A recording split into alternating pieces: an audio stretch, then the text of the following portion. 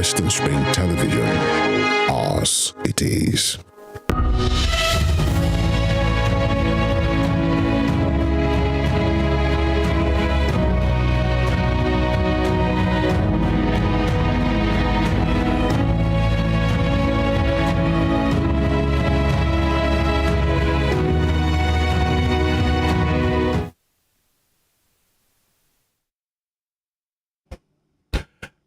Hello and welcome to the program Pertinent Questions.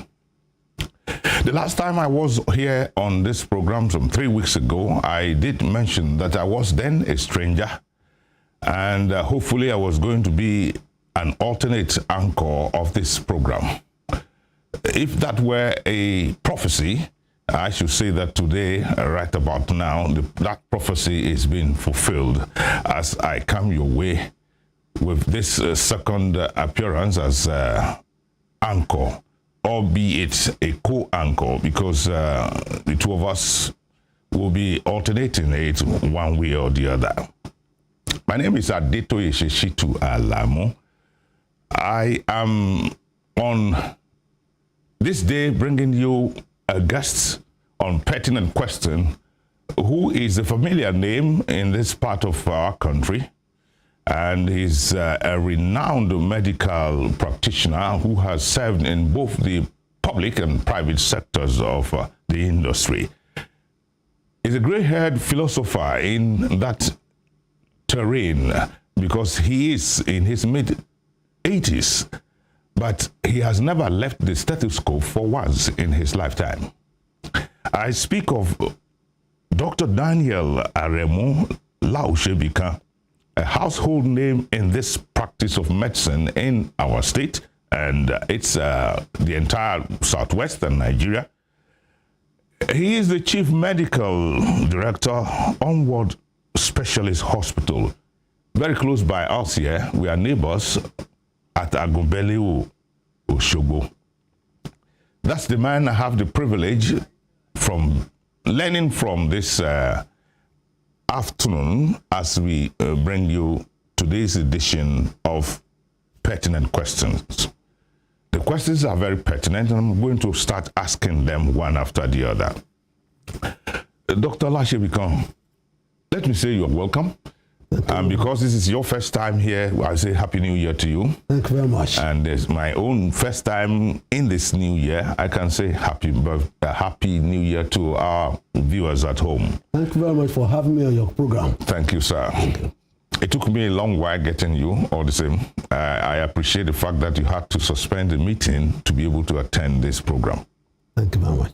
Yes. Now, importance of good health to the man on the street. The need for it. What is the need for it, if I must ask? Well, it is very obvious that without good health, you cannot do anything. You can't do anything. It's like what our country is passing through now. Then we have security challenges then in the country. And so our economy is diving. That is, the country is sick. That's why we're having insecurity. Then and the economy is sick as a result. Then of that insecurity, people cannot move easily, freely. Investors cannot put investment because of lack of security and so on and so forth. So the same thing is true of human beings. Then when you don't enjoy good health, then there's nothing you can do. Then a Yoruba adage says, "Ìlera ni ògùn ọrọ̀." Then that is, it is only when you are well, then that you can do things, that you can walk, that you can attend to meetings. Then it is because I'm well, then that I am here, then to attend to this interview. So health is wealth, health is everything. Then and being in good health does not means that one is mentally fit, physically fit, then emotionally fit. then according to WHO, World Health Organization. So you must be mentally, physically, then emotionally, and spiritually free. Okay. Thank you, sir. Hospitals, I have heard you say it some time in recent times. It was quoted to be your New Year message to Nigerians. The hospitals as facilities are not only meant for the sick people. What do you mean by that? Oh, that is a great fact. That is a fact. Then the hospital, then our own contents, anybody who comes to the hospital will feel that is sick before you come to the hospital. Then, but you can come to the hospital to know your health status, then how fit you are, then and that's the essence of annual medical checkup. That is, you are not sick, then you don't have to be sick before you come to the hospital to check how far you are healthy then yourself. Yes. So you can. It's not meant for only when you are sick that you come to the hospital. You can come to the hospital for checkup, then to see whether you are right. Then for medical for employment, then you come to a hospital because employer will not employ you except you are fit. So they want the hospital to confirm that you are fit before they employ you. They want to know the status, your status, whether you are having some underlying problem. Then that will not be enable them to maximize the use of their employee. Right. So they send them to hospital to come for checkup. Yeah, taking it from that point, you did mention that everybody needs to be there. Yes. But the average Nigerian is scared to go into a hospital facility to try to, as it were, test his health status. Yes. It's not that a big challenge for your New Year message.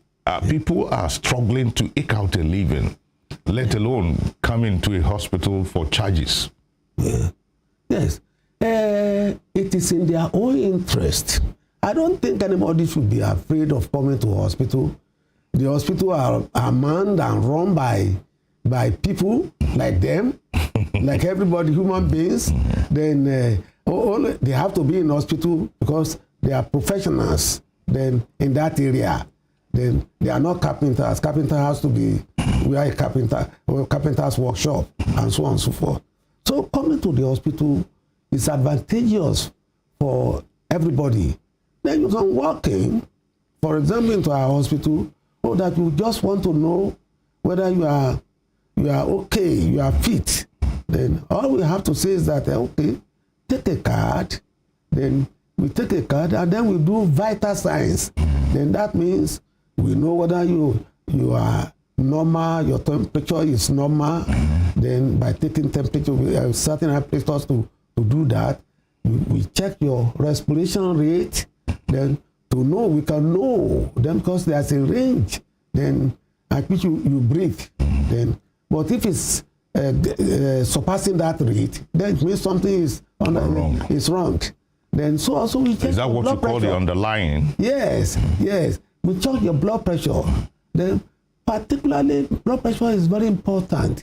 Then many people don't know that they have blood pressure. They have a high blood pressure. They don't know that.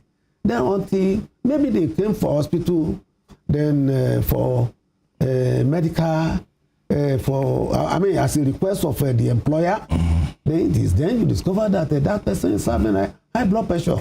Then whereas the person doesn't know, and that's why we call hypertension a silent killer. Okay, that's very good. I was going to come to that. Yeah. Some of these killer diseases, hypertension, stroke, etc., what are the signs or the symptoms an average man can use in detecting that he or she has this? Well, an average man cannot know he's having hypertension except it's checked. in the early stages of it. It is only when it has become well rooted, then and complications are setting in, then because hypertension, high blood pressure, then has a telling effect on very important vital organs in the body. The heart itself, then it's like put a heavy load on the heart, and so then it can lead to heart failure, disorder of the heart.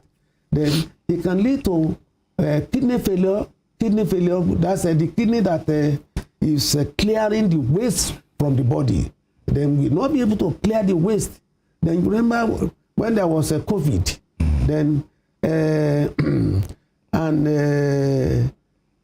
staff cannot go. I mean, the cleaners cannot. Many of them are scared of coming to the hospital. The hospital wasn't as clean as it used to be. Some hospitals. Then then the kidney clears the body of waste product, toxic product. So then when you have hypertension destroys the kidney. Okay. So also hypertension can lead to blindness.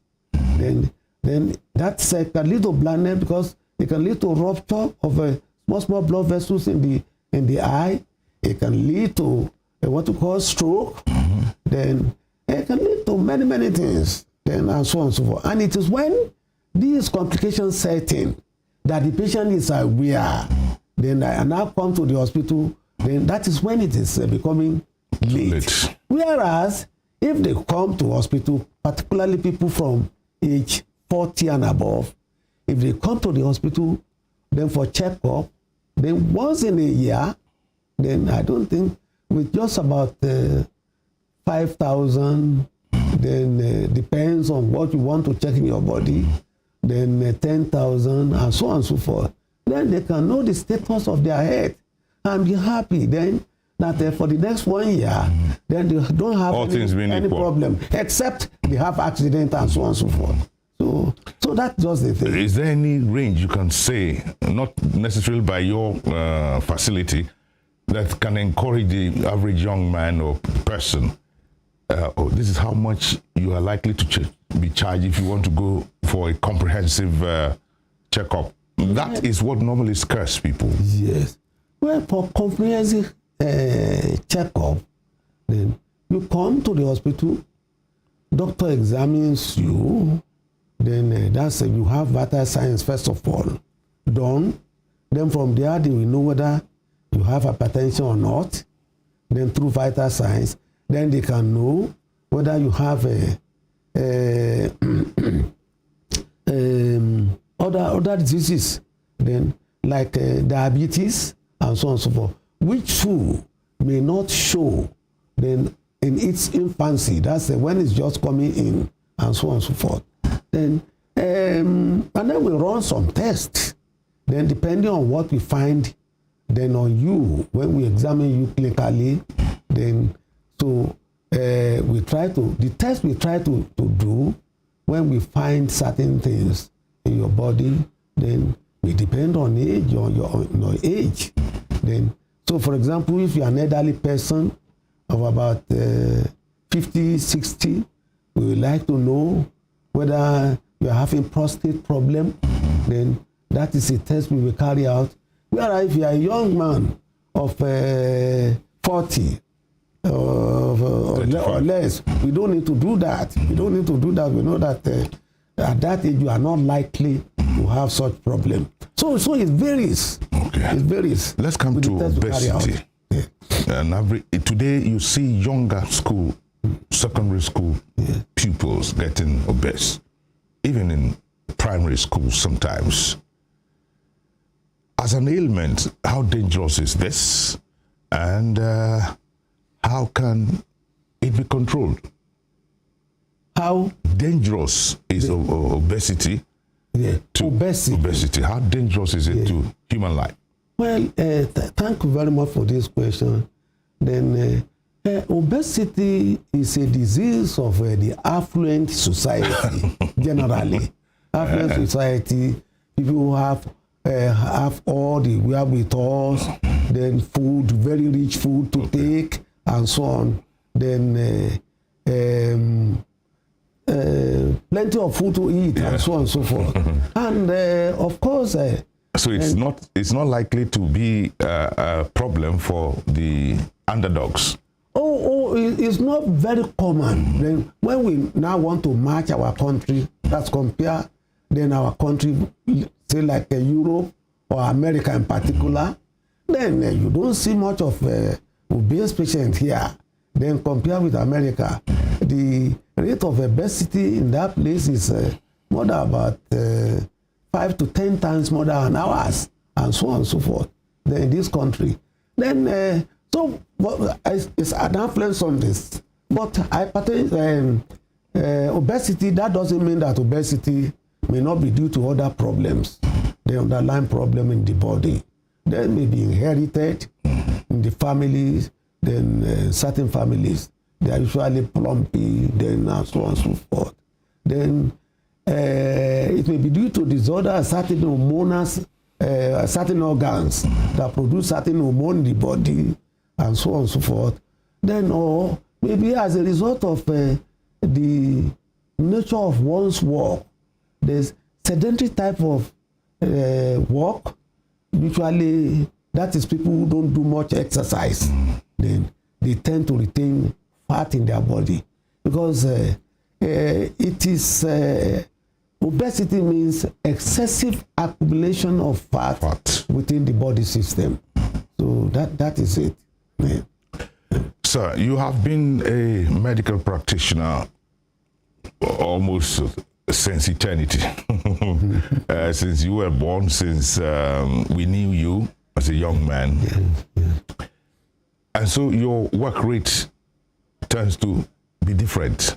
The question I want to put is this: are doctors living up to their Hippocratic oath today?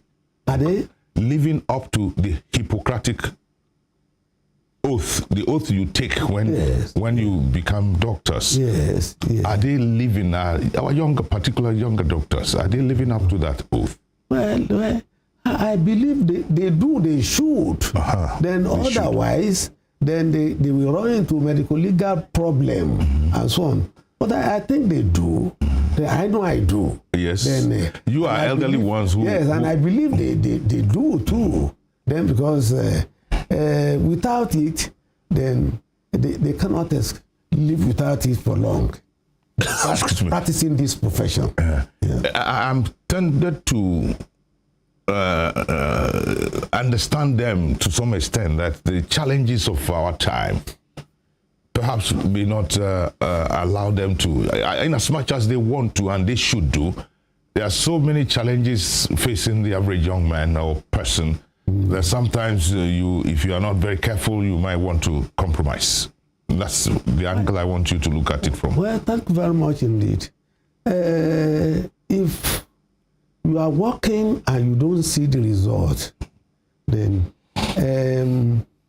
when the economic situation is as it is in this country, and when you have the opportunity, you have the certificate that can make you to work then and better your condition, I think only a fool then we just continue to say that he has a better opportunity somewhere else and will not exploit it. Yeah. So let's come to the reality of it.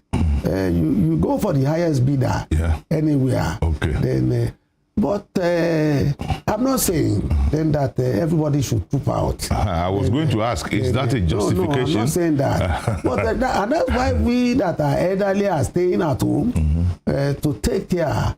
Then to take care of our people. Then, but that means of course they are going abroad for many reasons. Some of them left this country for postgraduate studies. Then so we cannot blame them for that. Then and some left for greener pastures. Then it is fundamental human rights then to seek for where you feel better, to be able to make your expenses, live a better life, and so on and so forth. In this case, therefore... But I think, and that is an handwriting on the wall for us in this country. Good. That we must try to make our home then home friendly then to our people, because nobody will come and then better this country for us. They work. It is our people that we work and make this country better. Then where they are running to, where most of our leaders run to take medical care or something like that, it is because people in those areas, then they sat down and then try to make things work. You see, yeah, we must make things work too. Then so that our people will not be running then abroad. Let me tell you, give you an instance. Then, when I was a young doctor in UCH, then that was many years ago. Then in early 70s, then late 60s and early 70s. Then they come from Saudi Arabia. Yeah. Then the rich people from Saudi Arabia used to come to UCH for treatment. The king. For treatment. Then they don't go to UK then because it is the other way around. So now Nigeria now go to Saudi Arabia then to something. So you can see that they knew that they were short of medical manpower. Then they lacked the equipment, they lacked the hospitals and so on and so forth. And they built hospitals of first class rate in their country. Then train their children then to do to man it. Then but unfortunately, then we didn't advance on what we have. Then we were retrogressing.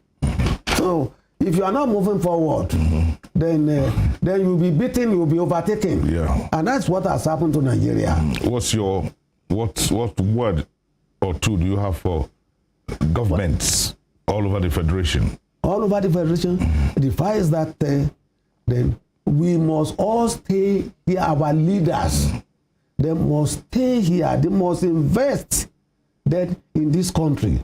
Then time there were then when people try to save abroad, then you can invest that money here. Build factory, use the money you are investing, you are saving abroad. Those people are not fools. They are trading and utilizing the money to better their country, to employ their people. But here, then if we bring all those money home, then to invest in factories, building, then health, then better our health, agriculture, improve on our agriculture, and I'm sure our people will stay at home. When they get job to do, where are they going? Then they won't go anywhere. They won't go anywhere. That's because there's no job. The job is not there. Okay. And that's why people are running away from where they can get job. So it is the onus is on our leaders. Then that they must invest their resources then into this country, plow back what they are taking then into this country, and everything will be well for us. then they go abroad, they see things, copy it. That's what the other European American countries were doing. Okay, so they do tourism. Wherever they see something good in another country that is not available in their country, then they introduce it there. Then, but we just go and enjoy over there. We don't want to improve our own country. Then simply because our people are not enlightened. They cannot demand accountability. Okay, and that's why. Doctor, yes, I appreciate the statement you made. They should plow what they have taken from us. That yes. Speaks a volume. I'd like us to pause for a minute or two, yes. And then we'll come back for the concluding phase.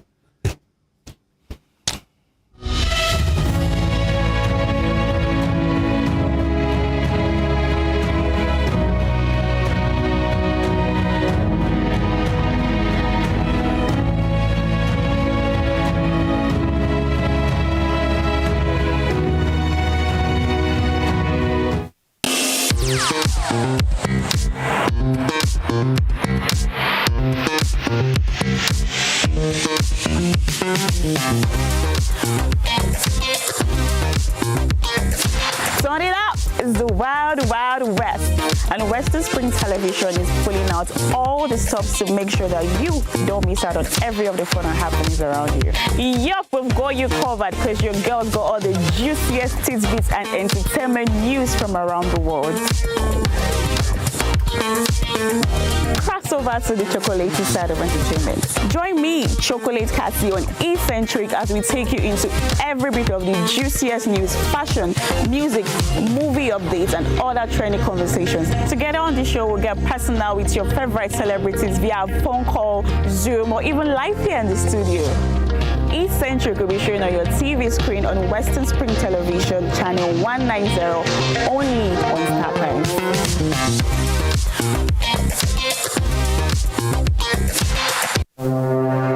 Arrested, affected, sound, found. What do we see? What do we say? Flowing from a spring. A fact A to Z. Check and confirm. Ever expounding current events. Traveling down from the business gist to the globally arising happenings, to the sports news, to the bittersweet infos. Guided transmission, even diffusion, vast and fast, detailed facts are fled. Within seconds, nuggets of words that flew across borders are fired.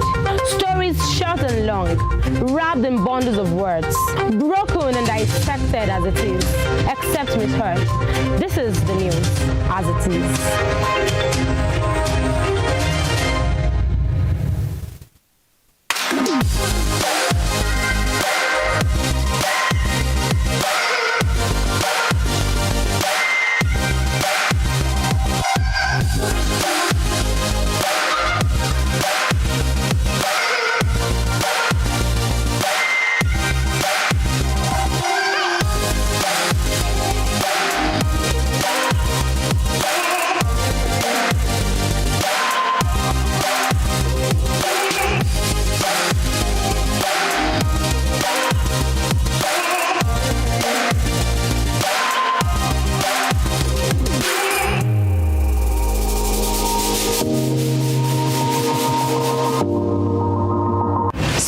Is a culture on its own. It has its own language, its own people, with their own way of life.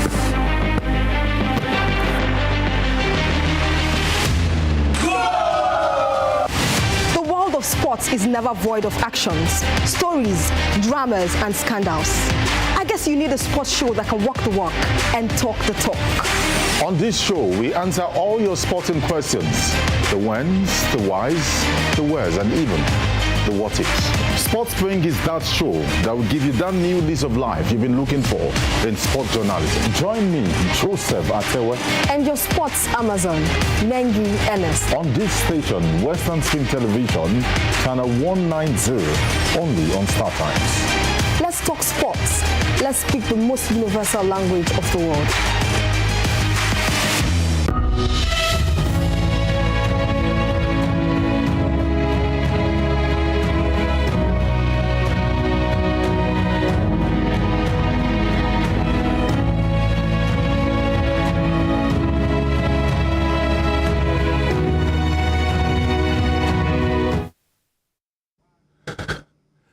Welcome back. The station is Western Television, Western Spring Television.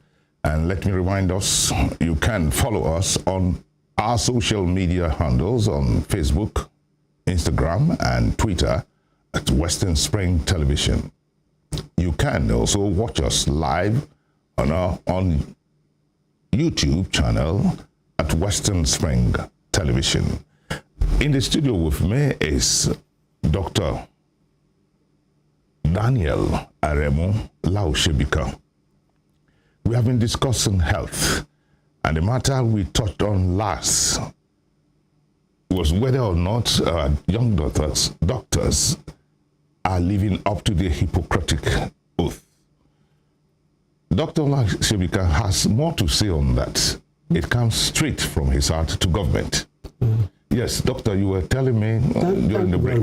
Thank you very much indeed. what I've been trying to say is that people running abroad, it's not that they love to run abroad. Into the cold lands. So the cold something. Then now in Canada, where one of my sons is a professor in surgery, then it's very cold. It's ice cold now. Somebody like you cannot go there now. Then I can't stay there any longer. That's not the age for me to stay there. Then they are staying there not out of a likeness but out of the fact that the environment is hostile to development. It's hostile in the sense that then just imagine an equipment that we used to buy, the medical equipment we used to buy for about 1 million, rising up to about 100 million. Where do you save the money? Where do you get that money? Yes. And it's due to the fact that it's due to deterioration then in our currency value. Then something used to be, I remember when I was going to the US, then in 1982, then my first visit to US, 1982, then I exchanged Naira, 1 Naira for $7. Yes. 1 Naira for $7. Then in 1984, when I was going again, then for a conference, then the Naira has depreciated. Yeah. Then Naira was changing in 1984 at 1 Naira to $4. Yes. To $4. I have the record. Yeah. I keep the record. Babangida tried to bring it to 1 to 3. With since we have an IMF, we run into IMF, then things have not been the same again. Yeah. And that's what actually led me to, frustrated me out of a government service. We'll come back. We'll come to that.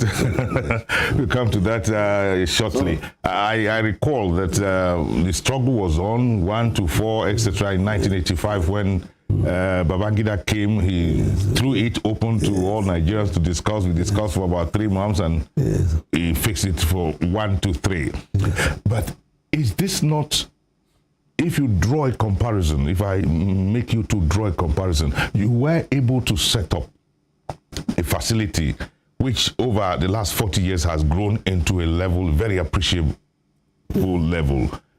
The young doctor who is 30, 35 years old today, given the scenario that you have painted, is he going to be able to sit and say he wants to establish private practice in the country called Nigeria today, the way things are? Oh, it's becoming more difficult. Will he be able to? It is becoming more difficult to. He will be able to then start on a smaller scale. A small scale.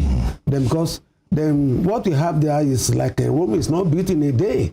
Then so a young man can then maybe have then a flat or something like that, a consulting room, then and so on and so forth. He will be able to operate within his means. Then, but at any rate, then fresh graduate from the university cannot go into private practice. It's not allowed. Okay. Then it used to be, but now you must have 5 years experience. Okay. Then in practice, in government hospital or teaching before you can go out to set up private to gather more experience. Yeah, that's much better. Yes. Strengthen your resolve. So it's becoming more and more difficult if we continue to go like this. If you don't arrest the situation, then in our own time, then it will be very difficult to set up the private practice. In our own time, you said. Yes. We are praying for we're praying for a long life for you, but you are in your mid-80s now. It is becoming more and more difficult than to set up. Okay, doctors, you say you care. God cures and God heals. I want you to draw a distinction between curing, healing, and caring. Well, thank you very much indeed. Then God is omnipotent, then omniscience, then in everything.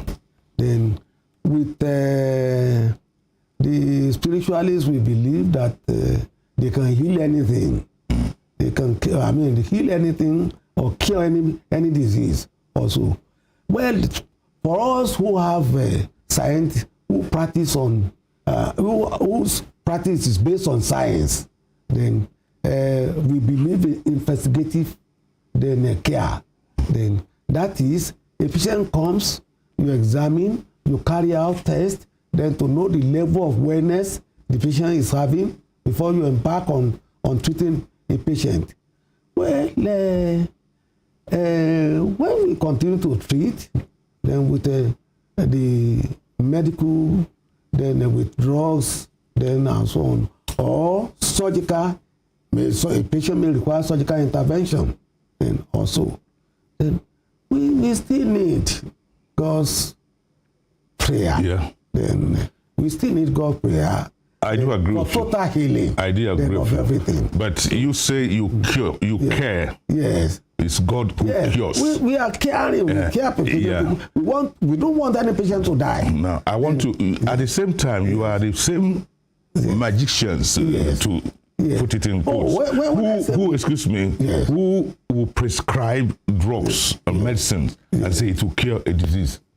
Okay, we prescribe the drug. Then we prescribe a drug for people. Then we care for the patient. That is, then monitor. Then do everything possible to see if you cannot eat, for example. Then we set up line. Then we can give a meal through the IV line. Then what we call intravenous nutrition. Then to the patient. That is caring. Caring, giving drugs itself, caring for the patient as at when due, then caring for him, looking after, checking, then to see that he's improving. Then, so the purpose of admitting a patient is to monitor the patient very well. Then something the patient cannot do, or which the doctor cannot do when the patient is at home. Okay. Then bring the patient under observation, put on a bed, then on hour to hour, day-to-day monitoring. Okay. Then carrying out essential tests, then to tell you whether the patient is improving or not. Then maybe the medication you are giving the patient is not working well for him. You will know through that we change to other drugs and so on and so forth. These are caring then for the patient. Then, but eventually the patient says, then he's well and so on and so forth. Then we know the science basis about the wellness which is having and so on and so forth. But God miraculously heal everybody. Yes. Good. You are a writer. You have published books, and I've read one of them. In it, you describe surgery as an art. How artistic is surgery then? Yes, by that I mean, then the more that you do this surgery, the more proficient you are in it. Then it's not just something you just do one day or haphazard. You practice it today, you leave it, and so on. With continuous practice, consistency. Then you become proficient in it. Then you develop more skill. You gather more something. It is not everything we learn in the textbooks. Then the textbooks, then the study of medicine is on the principles. We utilize the principle then to treat the patient. And so that's what's it. Then, and the more you are on this job, whatever you are doing, then the more proficient you become. And that's why surgery is an art. Then it used to take me maybe about angiography, what we call angiography. Then that happened most particularly in the groin, then and so on. Then kunukode. Then there was a time. What is kunukode? That's hernia. That's about something. Interpretation of it. Yes. Then there was a time. Then when I was learning it, I used to do hernia. Then what it used to take me about 1.5 hours. Then with practice, with time, 1 hour, then there are hernias I can do. Then for 45 minutes, and so on. Then, because I've gathered skill, then over the years, and that's why it is an art. Yes. We have a short time more to go, but I have to quickly put these few questions. You set up a private medical practice, or you went into private medical practice. At 50, you still were in public service and could have stayed on when retirement age was about 55 or thereabout.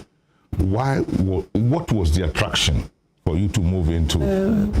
Well, I must say then that when you have a calling for a certain profession and you enjoy the profession, you want it, then becoming a career, then you love it, you develop a mission or something like that for that, then it has become your mission also. Then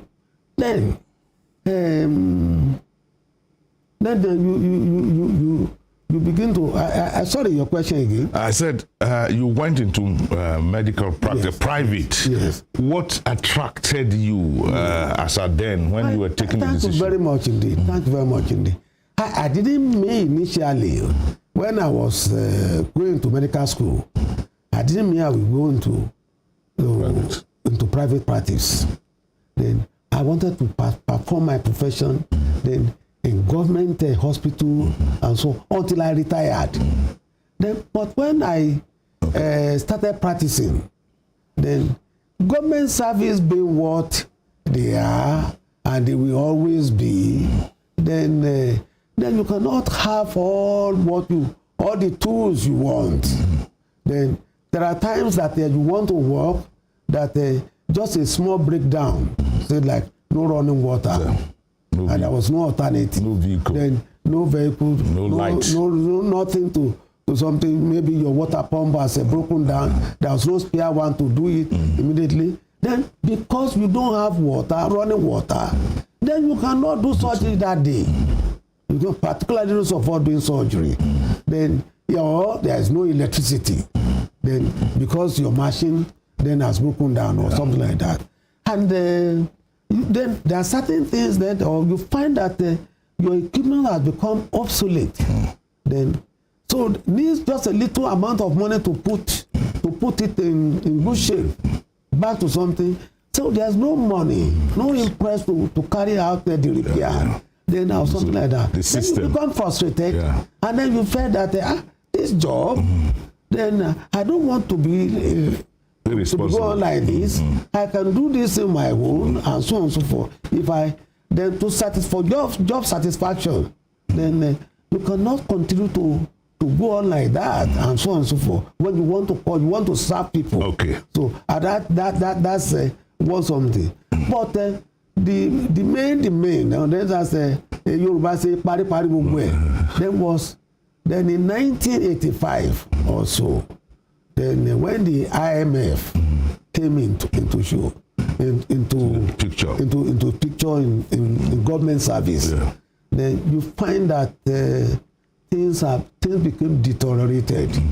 Then what you used to do and enjoy as a work, they no longer enjoy it, and that's why I call it a quick. Okay. I had 2 more years to go into government service before retiring, getting to retirement age. Then, but I decided to go. Okay, there are 2 questions I want to ask you before we wrap it up. I want you to take your mind to the year 1978. You were brought in from Ibadan as consultant surgeon. General surgeon. In charge of Oshogbo Hospital. Yes. It was a general hospital then. It was a state hospital. State hospital, yes. Now, some 40 years back, you are seated here. Yes. Today, the place is a teaching hospital. Oh, there is. How fulfilled are you? Oh, I feel much fulfilled. Then I feel much fulfilled because before it could be the nucleus of a teaching hospital, then there are certain criteria then to fulfill. Then, so when I came, then in 1978, on the 3rd of June, then my predecessor, was a very good man, now late. Then Dr. Father Hamsi, then he has retired, and we were 4 at Ibadan in the Department of Surgery. 2 of us were there. Then initially at Adeoyo State Hospital, Dr. Adeyemo, now late. Then a senior person to me. Then I was I was the second surgeon. Then 2 other people came. Then from Germany to join us fresh as surgeons and so on and so forth. And so we are able to distribute ourselves. Then to monitor Ring Road Hospital, which was newly opened. I'm talking about. Yes, I'm talking about. Time is not on our side. Time is not on our. Anyway, the government saw that there was no surgeon here.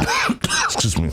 So I was initially at Osogbo at Oyo before being transferred to Adeoyo, but there was no surgeon here in Osogbo, and Osogbo is a very big center, then big hospital. So, and that was why they transferred me to this place. So, then the place has now developed. Then, so we was a training school. We trained then younger doctors for postgraduate and so on and so forth. So more or less, it was transforming. Okay. Then, and today it has become a big thing. Yes, the small oak tree has grown up. Yes, this last question, I'm taking it from your book. I say I have read one of your books. You call your facility, Onward Specialist Hospital, a lifetime legacy. Yes. Did you get me right? Yes. What do you mean by that? Oh, a legacy. But a legacy means that it's something being bequeathed. Then for either other generations or something like that. So I foresee, and in my vision, then, which is gradually coming true, then because I'm the first generation doctor, my children are doctor. One of them is professor now. Then in surgery, and then their children. Then their children have their children. Doctors. Some of them are in medical school. So some of them are finished as a doctor. Yeah. So then they too. Then the second generation, that is my own children. They've worked in the hospital. They've assisted me. Okay. They've helped me. They've come from abroad. Your grandchildren will also come. They've started. One of them has worked. 2 of them have worked there. Okay. Then so when they were that's what you mean by that's what you mean by it being it's a legacy, a lifetime. A generation. It's a generational something. Then Thank you. A generational institution. Yes. Papa, because that's how I normally call you. Yeah. Doctor Daniel Aremu Lashibika. I'd like to thank you very much for finding time out of your crowded schedule. Thank you very much. I virtually had to drag you from a meeting, even though I had mentioned it to you before, but I met you at a meeting today. And I thank you for the opportunity you've given to us to be here today. Thank you. Thank you very much for having me. And I hope if there is another opportunity, then particularly to benefit the public. All right. So because that's what I'm after now. Okay, yeah. This is my last phase, boarding pass. Dying age. Dying age. I don't want to carry anything down to the grave. Okay. Then I want to give everybody. I want to give everything to the public for them. Thank you very much. We are neighbors here, and so we can always call on you. We appreciate your coming. Thank you very much. Thank you very much for coming. And to the viewer at home, you can always follow us on our social media handles, Facebook, Instagram, and Twitter at Western Spring Television. You can also watch us live on our YouTube channel at Western Spring Television. It's on that note that I would like to draw the curtains. Thank you very much. We'll meet some other time. I have mentioned it. I am an alternate anchor, and Femi Adefula will take up from here. And some other time, I will have the privilege to come your way. Thank you very much for watching us. With that, to you all.